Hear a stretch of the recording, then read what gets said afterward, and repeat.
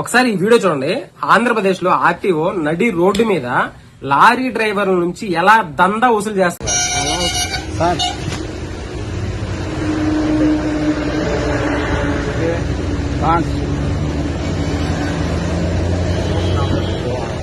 कम दिया ना बराबर है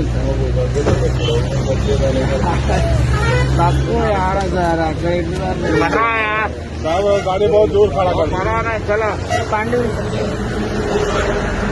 चलो चलो ఎవరైనా చూస్తారు అని కనీసం భయం భక్తి కూడా లేకుండా ఎంత రాజాలాగా టీవీకి కూర్చొని ఒక్కొక్కరి దగ్గర డబ్బులు తీసుకుంటున్నారు చూడండి.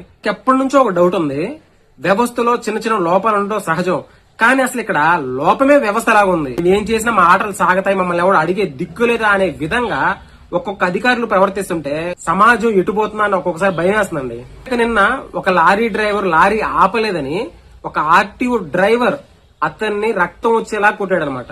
రాత్రి భవన్లో చావుకి ఎదురీత్తు నిద్రాహారాలు మాని లారీ డ్రైవర్లు ఏదో వాళ్ళ కడుపు పూట కోసం ఇలా కష్టపడుతుంటే వాళ్ళ దగ్గర ఇటువంటి ఆర్టీఓలు వాళ్ళకి గవర్నమెంట్ ఇచ్చే శాలరీలు సరిపోక ఇటువంటి దందా సాగిస్తున్నారు.